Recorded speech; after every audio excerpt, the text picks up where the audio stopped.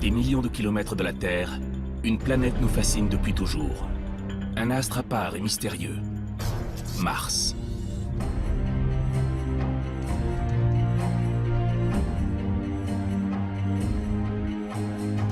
À la surface, un désert rouge battu par les vents, de gigantesques volcans et une atmosphère toxique.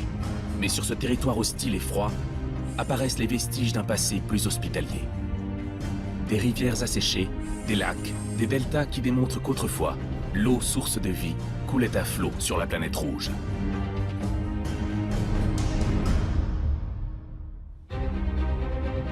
Alors, quel fut le destin de Mars? A-t-elle vu un jour émerger la vie?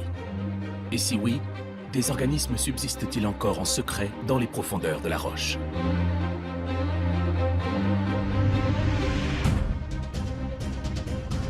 Depuis plusieurs décennies, des robots arpentent le sol martien à la recherche du moindre indice de vie extraterrestre. Et bientôt, l'homme s'y rendra à son tour pour coloniser une nouvelle Terre. Scientifiques, ingénieurs, entrepreneurs, tous préparent en détail ce long et périlleux voyage où la moindre erreur pourrait être mortelle. Le compte à rebours a commencé pour faire de Mars la prochaine frontière de l'humanité.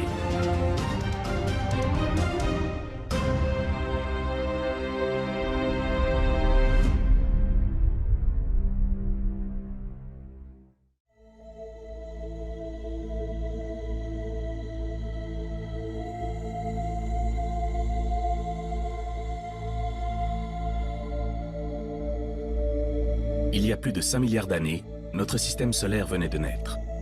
Autour d'un soleil encore méconnaissable, de jeunes planètes prenaient forme, soumises à d'immenses forces gravitationnelles.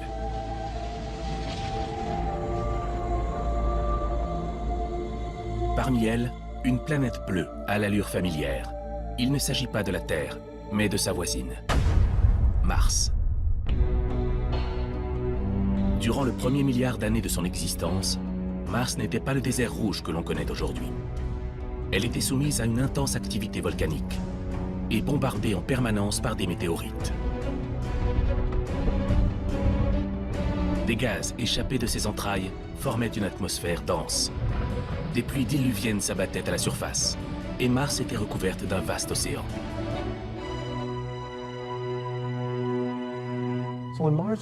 Lorsque Mars et la Terre se sont formées, elles étaient peut-être comme des sœurs jumelles avec de nombreuses évolutions possibles. Mais leurs destins ont divergé. James Garvin est le chef scientifique de la NASA en charge de l'exploration extraplanétaire. Cela fait plus de 30 ans qu'il se passionne pour la planète Mars. Aujourd'hui, nous avons donc un récit de deux objets très différents mais qui partagent les mêmes éléments de base qui les rendent si intéressantes. Après une évolution similaire, les destins de la Terre et de Mars vont diverger brutalement. Que s'est-il passé? Pour de nombreux spécialistes, le coupable serait un astéroïde géant qui aurait frappé Mars il y a 4 milliards d'années. L'impact, d'une violence inouïe, aurait alors provoqué l'évaporation des océans et anéanti toute activité volcanique.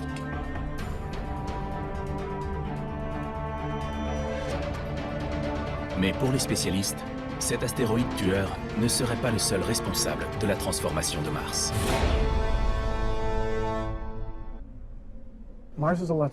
Mars est beaucoup plus petite que la Terre, et ce que nous avons remarqué à travers le système solaire, c'est que la taille compte.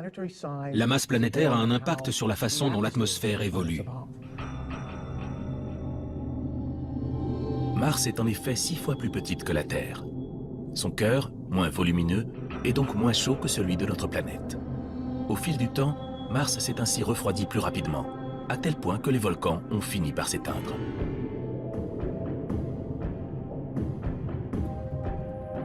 Sans apport nouveau, l'atmosphère s'est alors dissipée peu à peu, évaporée dans l'espace, laissant l'astre à la merci des rayons cosmiques et du froid intersidéral.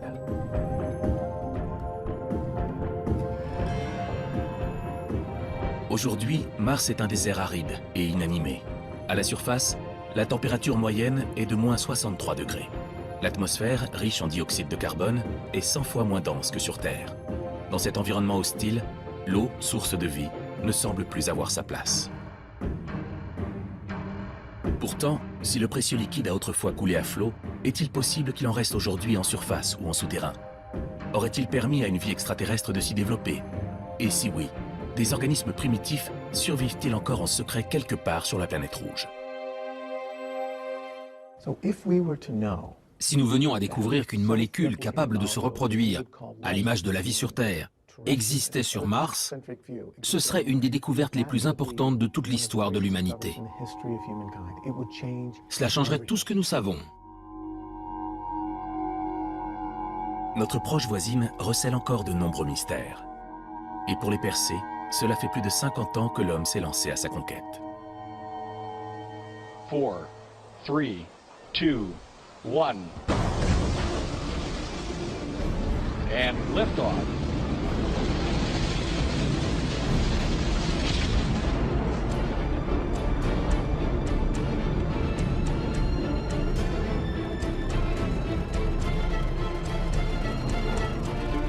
Depuis 1965, plus de 47 missions à destination de la planète rouge ont vu le jour.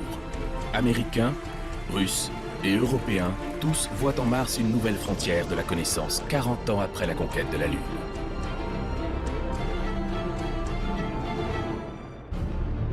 Et dans cette course interplanétaire, personne n'a connu autant de succès que les scientifiques du Jet Propulsion Laboratory, ou JPL, en Californie. Le JPL est le saint des saints de la conquête spatiale. C'est ici que la plupart des robots de la NASA sont conçus, testés, assemblés et télécommandés. Dans la salle de contrôle, véritable cœur opérationnel, la planétologue Diana Blanet a les yeux rivés sur Mars depuis plus de 20 ans. Durant ces derniers 60 ans, l'exploration de Mars est passée de l'observation par télescope au survol par satellite, et aujourd'hui, nous y avons atterri. Nous sommes à même le sol, et nos rovers peuvent regarder et analyser la roche de la même façon que les humains. Les premiers succès martiens du JPL remontent à 1964, quand la sonde Mariner 4 passe à proximité de la planète pour en prendre les toutes premières photos. 12 ans plus tard, elle est suivie par les sondes Viking 1 et Viking 2 qui se posent sur le sol martien. Et ces 15 dernières années, tout s'accélère. Les Américains envoient successivement 4 rovers et 3 satellites à destination de la planète rouge. Grâce à ces ambassadeurs robotisés, nous pouvons explorer Mars comme si nous y étions. À la surface, les traces d'un passé humide et chaud se dessinent. Les satellites nous révèlent des paysages qui ressemblent parfois à s'y méprendre à ceux de la Terre.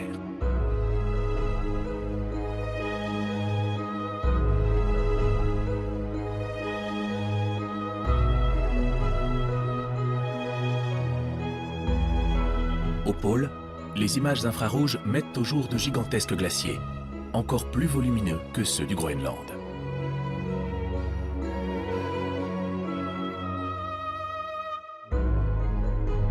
Puis en l'an 2000, le satellite Mars Global Surveyor prend des clichés du même cratère à plusieurs jours d'intervalle. Sur les flancs apparaissent alors les traces d'une rivière asséchée. Un liquide se serait échappé des profondeurs avant de s'évaporer. Les planétologues pensent que ce pourrait être de l'eau. Au fil des missions, la surface de Mars tout entière semble s'animer.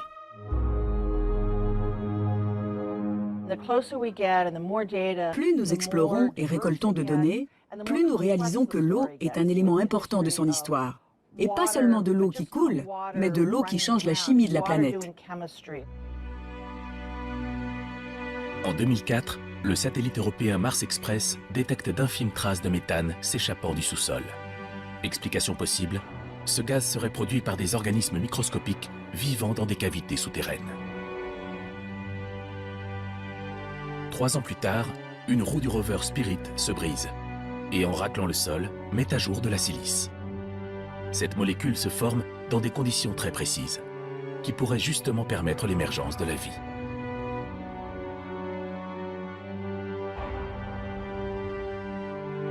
Alors, pour pousser la recherche toujours plus loin, les scientifiques du JPL ont créé un nouveau rover, hors norme.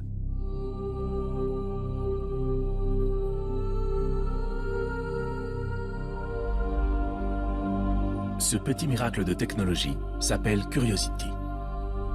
De la taille d'une petite voiture et pesant près d'1 tonne, sa construction a pris plus de 7 ans. Son prix, 2,5 milliards de dollars. Et depuis le 6 août 2012, il arpente la surface de la planète rouge. Sa mission, découvrir des traces de vie, présentes ou passées. Pour y parvenir, ce robot avatar est équipé de 14 instruments à la pointe de la technologie. Un bras robotisé multifonction, un laser capable de dissoudre la roche à distance, et surtout, un mini-laboratoire embarqué, le SAM. Avec lui, Curiosity analyse en temps réel la composition chimique des échantillons récoltés. Il peut ainsi détecter la présence de molécules d'origine organique, en d'autres termes, des signatures de la vie. Pour le guider dans sa recherche, Curiosity peut compter sur un expert du pilotage basé à plusieurs millions de kilomètres de là.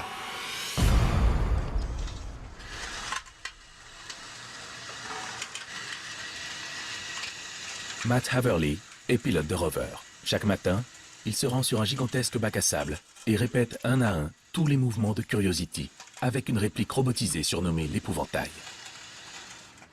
Nous conduisons ce rover ici dans un endroit appelé le Mars Yard au JPL. De cette façon, nous pouvons évaluer le type de terrain que le rover peut surmonter et ceux dont nous devrions nous méfier et éviter.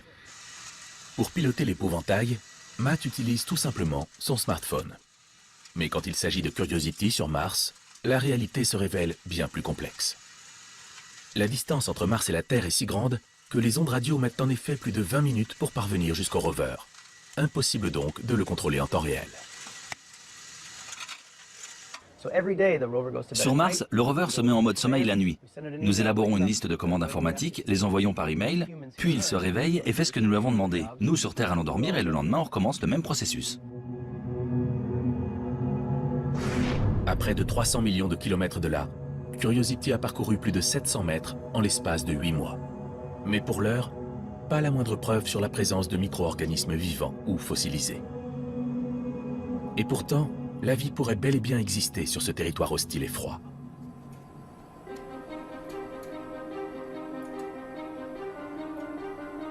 C'est en tout cas ce qu'a démontré le docteur Jean-Pierre Paul de Vera, planétologue du Centre aérospatial allemand à Berlin. Dans son laboratoire, ce chercheur passionné a créé une machine pour le moins étonnante, une chambre martienne. Température, pression atmosphérique, composition chimique, rayons UV. À l'intérieur, chaque paramètre peut être réglé avec précision. Le but, tester les capacités de résistance des organismes terrestres aux conditions martiennes. D'après ce qu'on a vu, les résultats qu'on a obtenus, c'est vraiment possible d'y trouver peut-être la vie sur place, ou bien que la vie terrestre, des organismes, des micro-organismes, survivent sur Mars. Oui. En 2012, le docteur Paul de Vera a ainsi pu démontrer que des cyanobactéries apparues sur Terre il y a plus de 3,5 milliards d'années survivent sans problème après plusieurs semaines passées dans la chambre martienne.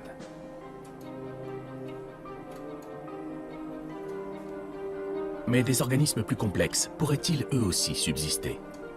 Pour le savoir, le docteur de Vera répète son expérience avec des lichens prélevés sur l'un des territoires les plus hostiles au monde, l'Antarctique. 9 jours après leur première exposition, les lichens montrent des résultats étonnants. Non seulement ils survivent, mais ils prospèrent et pratiquent la photosynthèse comme si de rien n'était.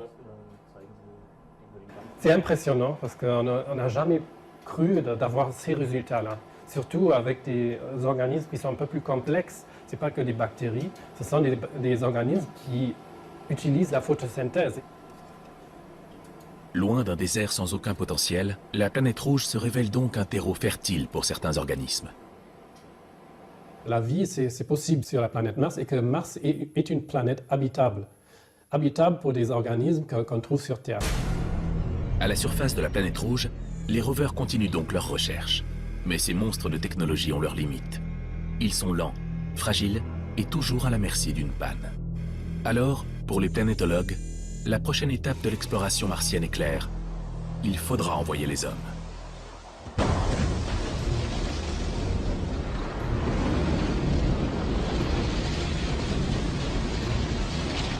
Mais lorsqu'ils s'envoleront pour Mars, les astronautes feront face à une mission d'une complexité encore jamais vue. La distance entre la Terre et Mars est en moyenne 1500 à 3000 fois plus grande que la distance de la Terre à la Lune. Y envoyer des hommes aujourd'hui serait probablement 1000 fois plus dur que d'y envoyer un rover tel que Curiosity. La principale difficulté provient de la distance entre la Terre et Mars et du fait que ces planètes tournent autour du Soleil à des vitesses différentes. Il faut donc attendre qu'elles soient presque alignées pour que le trajet soit le plus court possible, soit quand même près de 56 millions de kilomètres. Avec les moyens de propulsion d'aujourd'hui, un aller simple prendrait près de 7 mois. Et à la moindre erreur de trajectoire, les astronautes n'auront plus assez de carburant pour faire demi-tour. Ils seraient alors condamnés à errer dans l'espace à tout jamais. Et si la mission arrive sans encombre, l'équipage devra ensuite attendre près de 2 ans sur place avant que les planètes s'alignent à nouveau pour le retour. Une mission habitée vers Mars durerait donc 1000 jours, soit près de 3 ans.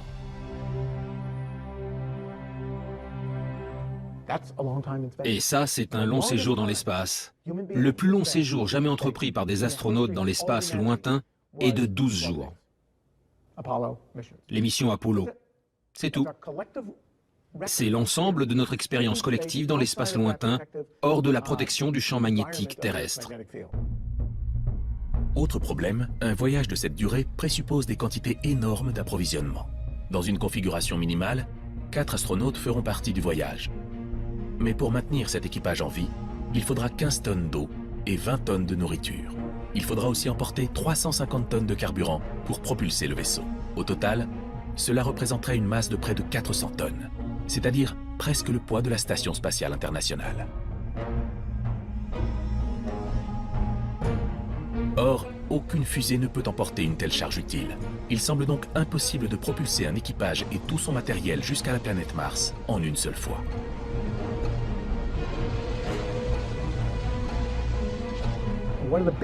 Un des plus grands changements de paradigme que nous pensons être primordial est de séparer l'équipage de sa cargaison. En fin de compte, nous pouvons inventer de nouveaux moyens de propulsion qui changeront la façon dont nous voyagerons vers Mars. C'est plus dur, mais c'est possible, et cela rendrait la planète rouge bien plus accessible. La révolution technologique ne s'est pas encore produite, mais ce pourrait être pour bientôt. Aux États-Unis, des laboratoires privés se mettent à rivaliser avec la NASA et cherchent à créer les moyens de propulsion de demain.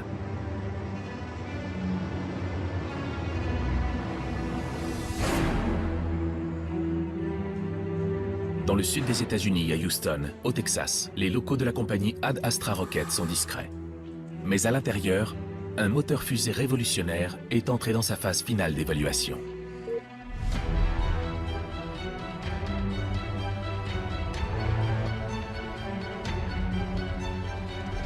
C'est une fusée magnétoplasma à impulsion spécifique variable, ou VASIMR en anglais.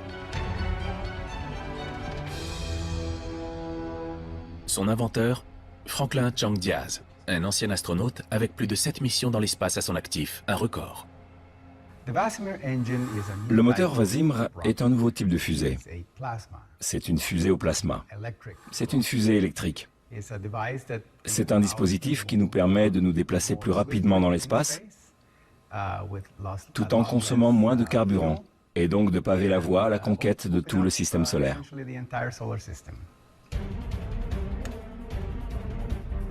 Aujourd'hui, Chang Diaz et son équipe vont tester leur moteur pour la 10 000e fois. C'est le résultat de plus de 30 ans de recherche et 8 ans d'opération.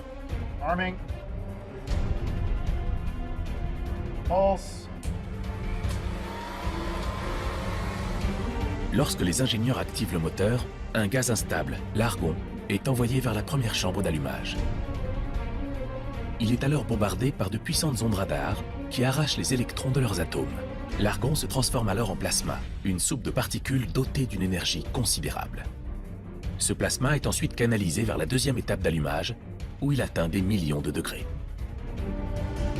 Là, un système d'aimant le propulse avec force vers l'extérieur à plus de 50 km/s.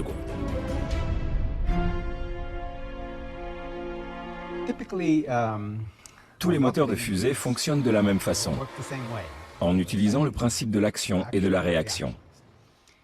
Nous reprenons ce processus, mais en éliminant toute composante chimique. À la place, nous utilisons l'énergie électrique pour chauffer un gaz appelé argon à des températures extrêmes proches de celles du Soleil. Et donc maintenant, on ne parle pas de quelques milliers de degrés, mais de plusieurs millions de degrés. Grâce à ces températures, le Vasimr pourrait donc aller plus vite et plus loin, avec beaucoup moins de carburant. À terme, Chang Diaz estime que son prototype permettrait à l'homme d'atteindre la planète Mars en moins de 2 mois, soit 3 fois plus vite qu'avec un moteur conventionnel. Mais ces températures incroyables sont aussi un obstacle. Notre problème est le suivant. Comment contenir quelque chose de si chaud sans faire fondre ce qui l'entoure? Nous avons résolu ce problème grâce à l'action de champs magnétiques très puissants. Mais une fois sorti du moteur, le plasma est un danger capable de faire fondre tout le laboratoire. Pour l'heure, les tests sont donc limités à quelques minutes. Autre difficulté, pour fonctionner, les aimants du Vasimr doivent être alimentés de façon continue en électricité. À proximité de la Terre, Chang Diaz est convaincu que des panneaux solaires seraient suffisants. Mais pour Mars, il faudra trouver une autre solution. En route vers Mars, et même au-delà, la puissance du Soleil s'affaiblit. Et il faut donc emporter une source d'énergie alternative abondante. Et dans notre cas, cela signifie un réacteur nucléaire. Le Vasimr sera-t-il prêt à temps pour la première mission vers Mars? Rien n'est moins sûr. Mais quoi qu'il en soit, la mission n'en serait pas moins périlleuse. Car dans le vaisseau en route pour la planète rouge, il existe un autre maillon faible, l'homme.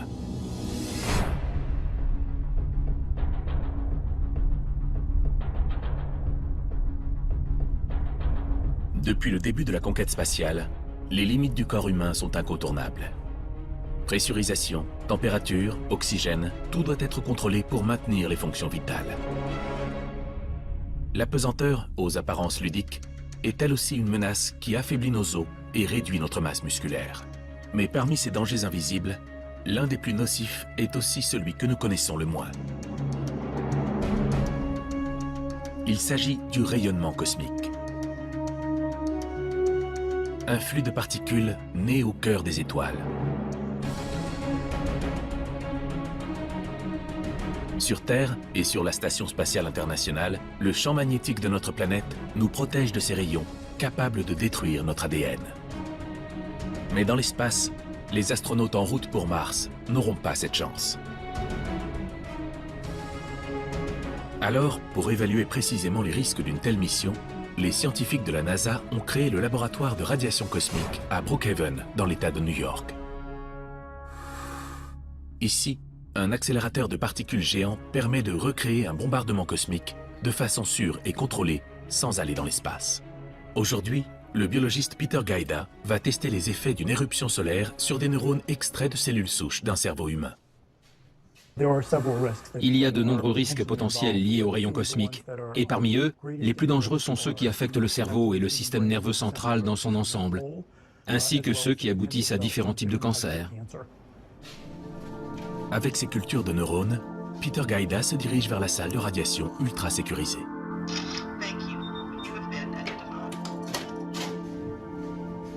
Il aligne les échantillons au moyen d'un laser. Les rayons vont ensuite être accélérés jusqu'à des vitesses proches de celles de la lumière, puis canalisés en faisceaux carrés de 20 cm sur 20 cm. Une fois ressorti de la salle de radiation, Peter allume l'accélérateur de particules pour une durée de 2 minutes. Sur les écrans de contrôle, de nombreuses taches vertes apparaissent. C'est le signe que l'ADN des cellules a été endommagé. Ce que l'on voit ici est un phénomène appelé piste. En fait, une particule est passée à travers cette cellule et ensuite a traversé le nucléus de la prochaine cellule. Près de 80% des cellules sont touchées. Alors quels sont les risques qui attendraient le premier équipage vers Mars? Impossible d'obtenir un diagnostic sûr, car dans l'espace, la dose et le type de rayon varient en permanence. Alors Peter répète ses expériences des centaines de fois, sur des dizaines de cellules, afin d'arriver à des approximations statistiques.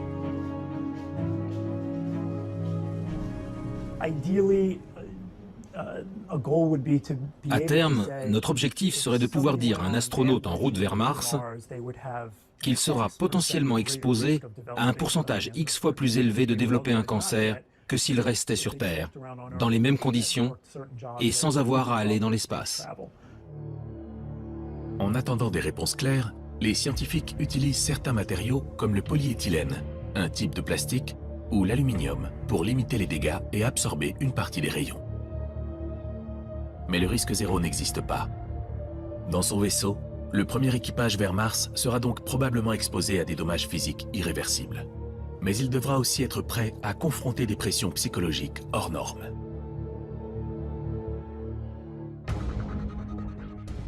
Et ça, personne n'est plus à même de le comprendre que Romain Charles. Ce Français de 33 ans a en effet passé 520 jours dans un espace confiné avec 5 autres volontaires pour participer à la plus grande expérience d'isolement jamais entreprise, la mission Mars 500.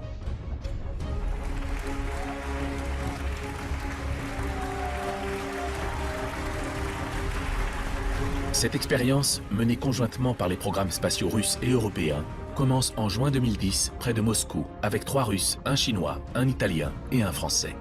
Son objectif, simuler les contraintes physiques et psychologiques d'une mission aller-retour vers Mars et mesurer de façon scientifique les réactions de l'équipage.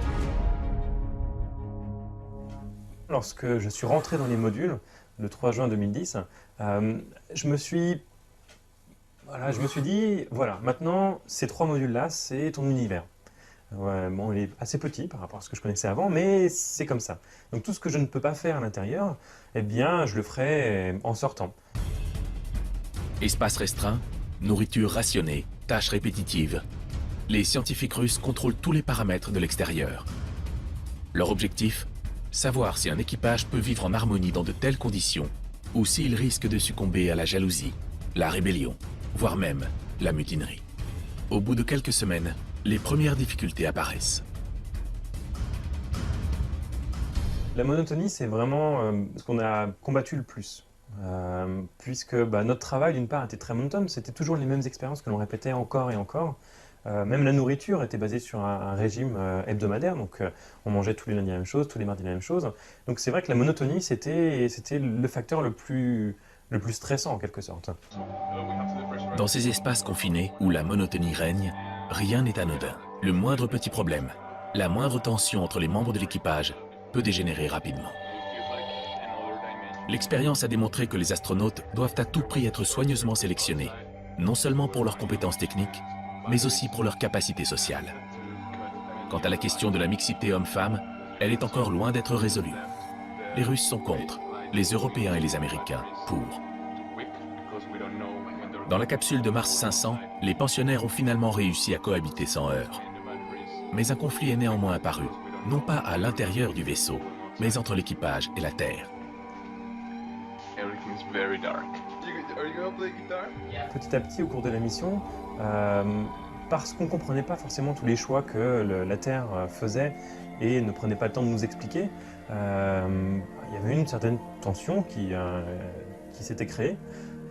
Après, je pense que d'une certaine façon, il est plus sain d'être en colère contre la Terre que d'avoir des tensions qui se créent à l'intérieur du groupe. Après 520 jours, Romain Charles sort finalement le 3 juillet 2011. Ému, et encore sous le choc, il mettra quelques mois à réaliser le facteur psychologique le plus important de tous, la promesse d'un retour. Le voyage peut durer 1 an et demi, qu'on a fait, 2 ans, 3 ans, peut-être même 10 ans, mais il faut vraiment ce retour prévu, cette lumière au bout du couloir qui me dit on revient sur Terre, on revient auprès de toutes les personnes que l'on connaît, que l'on aime. Je pense que c'est vraiment important. Mais pour pouvoir espérer rentrer, les astronautes devront d'abord survivre aux dangers qui les attendront quand ils seront en vue de la planète Mars.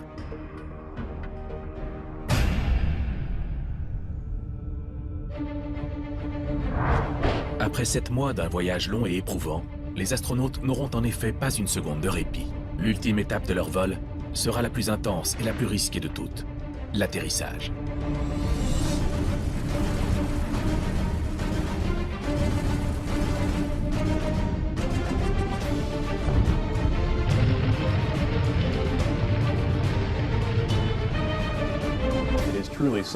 C'est vraiment 7 minutes de terreur. Et ça commence avec un impact de 20 000 km/h avec l'atmosphère martienne à plus de 130 km d'altitude.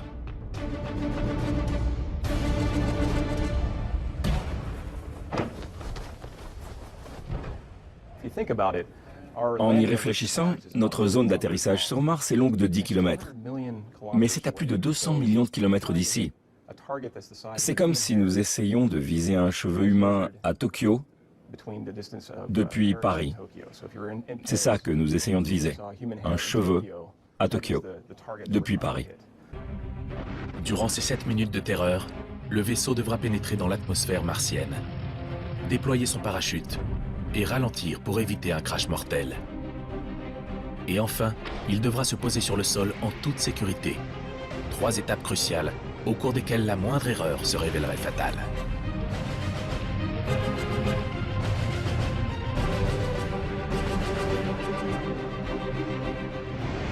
Il y a environ 70 explosions pyrotechniques et séparations qui doivent survenir dans un ordre très précis. Si l'une d'entre elles a un problème, c'est fini. Game over. Pour éviter une telle catastrophe, cela fait plus de 50 ans que la NASA teste différents types de solutions. Les sondes Viking et Phoenix ont atterri avec des rétrofusées. Les rovers jumeaux, Spirit et Opportunity, ont atterri avec un système d'airbag géant. Et pour poser Curiosity tout en douceur, les scientifiques de la NASA ont utilisé le Sky Crane, ou grue du ciel.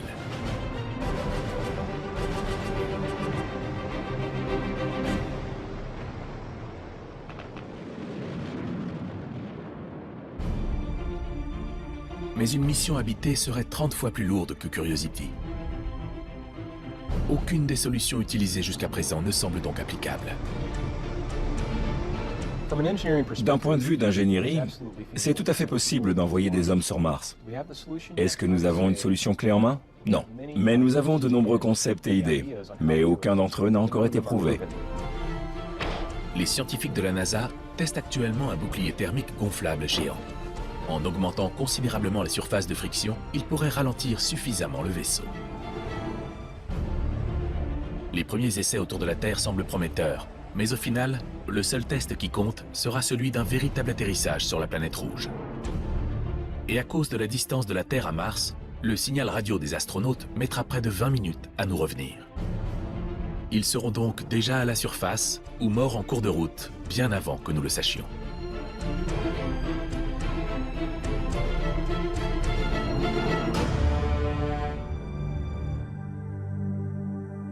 Mais si un jour des hommes parviennent à toucher le sol et à faire le premier pas sur Mars, il s'agira sans doute d'un moment historique pour toute l'humanité.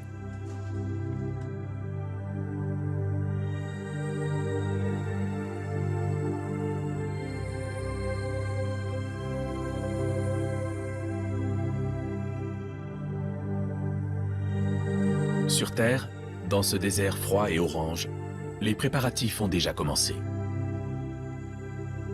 Nous sommes au milieu de l'Utah, à l'ouest des États-Unis. Ici, la température, l'humidité de l'air, la géologie du sol, tout est à l'image de la planète rouge. Une équipe de scientifiques qui a donc construit une station de recherche unique au monde, le Mars Desert Research Station. Construite aux mêmes dimensions que les modules d'habitation prévus par la NASA, cette base abrite un équipage de 6 personnes qui opèrent en conditions de simulation complète.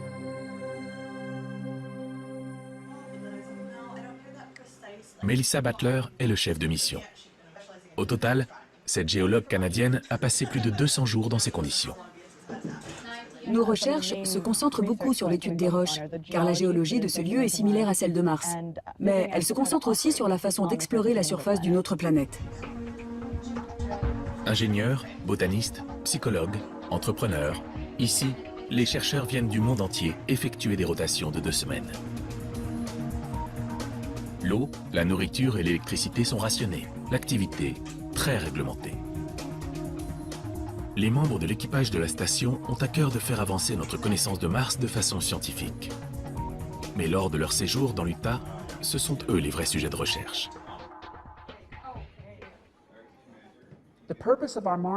L'objectif de notre station de recherche martienne est de tester les différentes façons d'explorer la surface de Mars. Le docteur Robert Zubrin est le fondateur et le directeur de la Mars Society. Cet ingénieur passionné est à l'origine de la station de recherche. Il y aura des astronautes à pied, il y aura des astronautes dans des rovers motorisés. Il y aura ceux qui restent à la base, ceux qui seront au centre de contrôle sur Terre. Il y aura des satellites en orbite, il y aura des robots sur la surface et dans les airs. Le but est de comprendre comment utiliser tous ces différents éléments pour les faire travailler à l'unisson afin de maximiser l'exploration de Mars.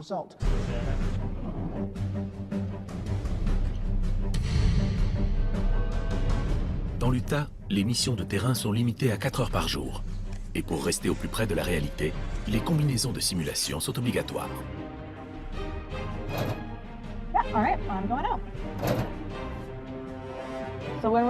Quand on est en simulation complète, on doit porter ces combinaisons à chaque fois qu'on sort du module d'habitation. Et avant d'en sortir, nous devons passer à travers un sas et effectuer une séquence de dépressurisation qui dure 1 minute, ce qui est frustrant. Galactica, this is Starbuck. We've left the airlock and we're proceeding towards our EVA destination. Galactica, understood. Good luck out there. Galactica, thank you. We'll check in again in about half an hour. Over.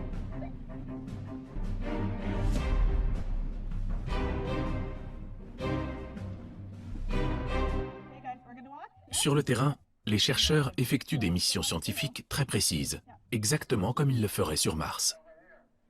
Des expéditions de reconnaissance à l'escalade, en passant par des prélèvements d'échantillons. Tout est fait dans des conditions de simulation qui compliquent les moindres faits et gestes.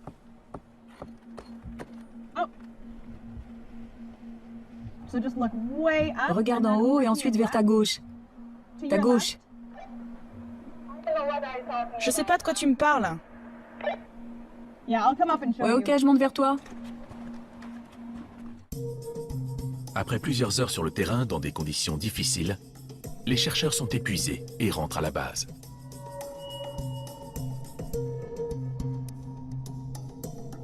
À l'intérieur de l'habitat, les problèmes sont différents. Ici, c'est la cohabitation qui prime. L'expérience a démontré qu'un équipage devait rassembler des spécialistes de tous bords, se complétant les uns les autres, tant sur le plan technique que psychologique.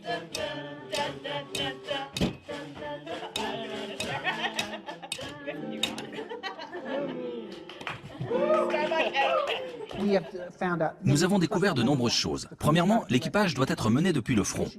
Le chef de mission fait partie de l'équipage. Le groupe sur Terre n'est pas le centre de contrôle, mais le centre de soutien.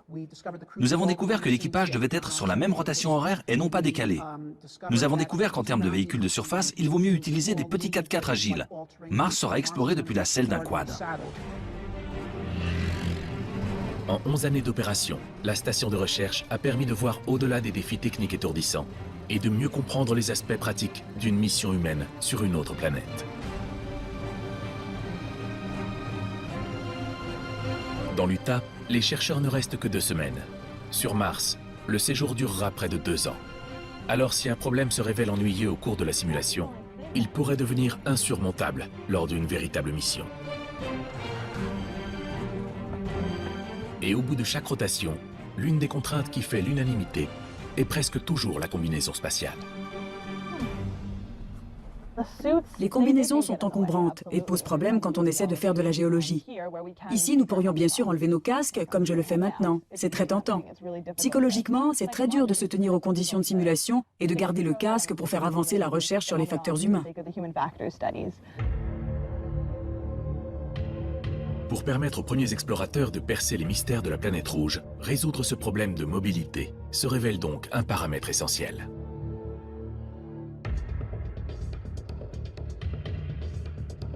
Dans les laboratoires du MIT à Boston, une combinaison spatiale dernière génération promet justement de transformer l'exploration spatiale. Elle s'appelle BioSuit et elle se porte comme une seconde peau.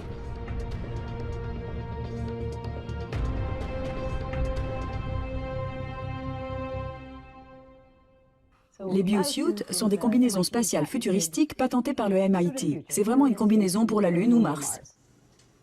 Le professeur Dava Newman est l'inventeur de cette combinaison innovante. Et sa priorité est simple, libérer les astronautes. En tant que chercheur, j'essaie de donner aux astronautes un maximum de flexibilité. Sur Mars, ce sera une exploration extrême qui nous attend. Après tout, nous y allons pour trouver la vie, et pour ce faire, il faut être sur le terrain, à genoux. On peut comparer ça à un athlète de l'extrême, si vous voulez. Les combinaisons spatiales traditionnelles sont de véritables vaisseaux spatiaux gonflables pour une personne.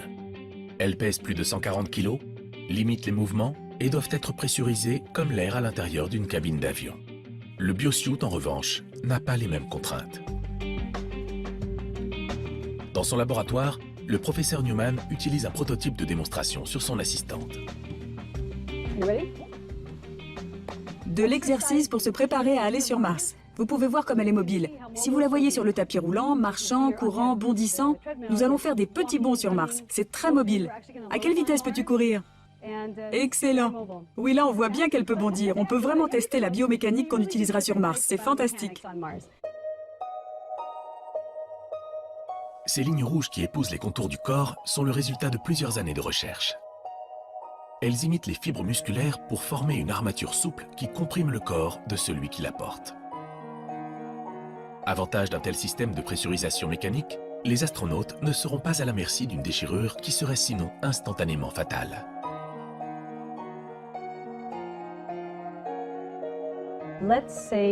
Imaginons que vous soyez sur Mars et que vous perciez la combinaison. Disons une petite perforation de quelques millimètres. Vous pourriez mettre un sparadrap fait de polymères spéciaux et continuer la mission.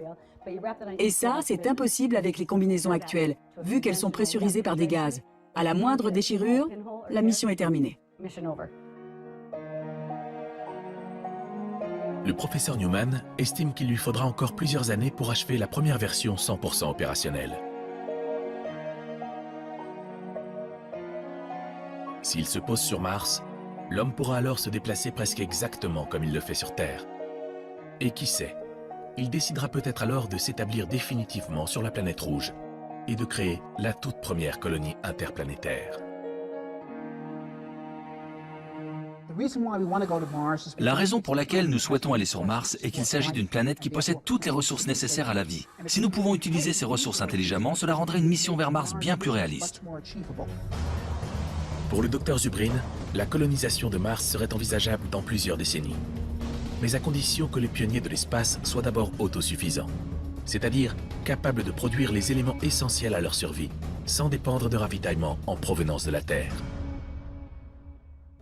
L'élément le plus important et le plus simple est de fabriquer du carburant et de l'oxygène. Et nous savons exactement comment le faire. Et je ne parle pas de technologie sortie tout droit de la science-fiction, mais simplement de processus d'ingénierie connus. Pour survivre dans leur module d'habitation, les premiers hommes pourront compter sur une ressource dont Mars dispose en abondance, le dioxyde de carbone.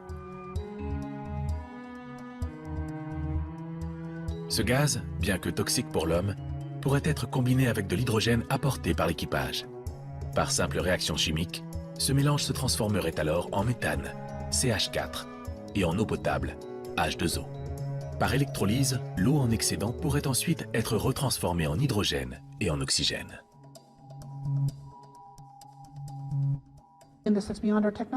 Rien de tout cela est au-delà de nos capacités technologiques. Et une fois ce processus en place, nous pourrions construire des serres sur Mars et faire pousser des plantes grâce au CO2 martien. Nous pourrions faire des céramiques grâce à la matière martienne, et même du verre, du plastique, du métal, et même des tubes, des cordes, et enfin à terme des modules d'habitation. Si nous développons tout ça, les colons martiens pourront être autosuffisants. Tous les éléments sont déjà sur place, il faut juste y ajouter notre ingéniosité.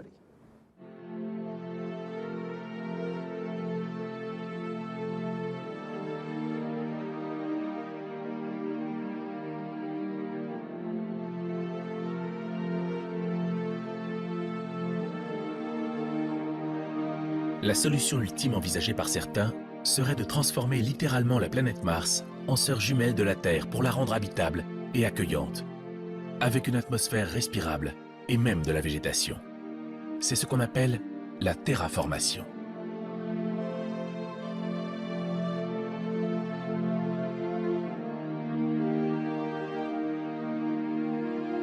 Ce processus de transformation planétaire se déroulerait en 3 étapes. La première consisterait à faire fondre les pôles pour augmenter l'effet de serre et ainsi réchauffer la planète. La deuxième serait d'utiliser des plantes pour transformer le dioxyde de carbone de l'atmosphère en oxygène. Enfin, dernière étape, redémarrer le moteur planétaire et l'activité volcanique pour que l'atmosphère de Mars se régénère en continu.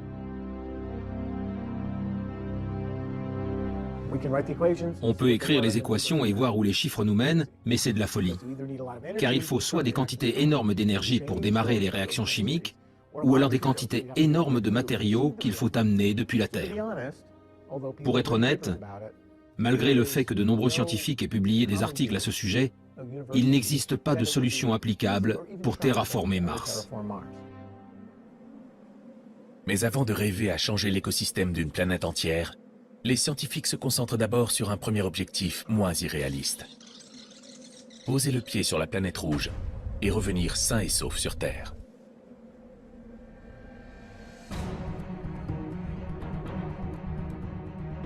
Mais les promesses de Mars font rêver.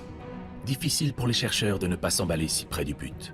Déjà, le successeur du rover Curiosity est en préparation.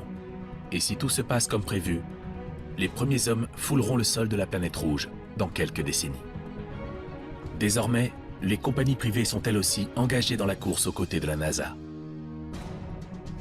Un milliardaire américain promet ainsi d'envoyer un couple en orbite autour de notre voisine d'ici 2020. Un entrepreneur hollandais envisage quant à lui d'offrir à 4 astronautes un aller simple vers la planète Mars.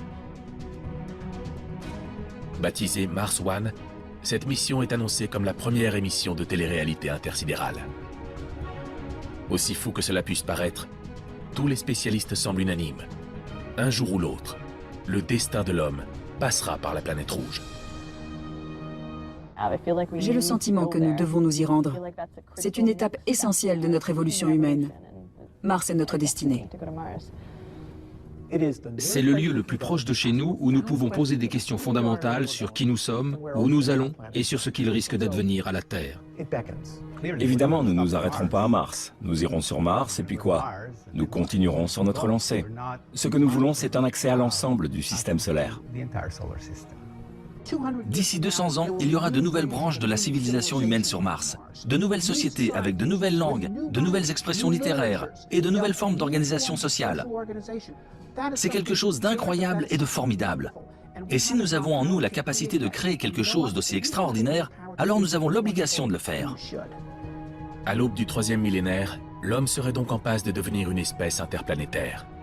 Un pionnier repoussant les frontières de la vie, de la connaissance et de l'humanité. Et cette aventure pourrait commencer ici, sur Mars.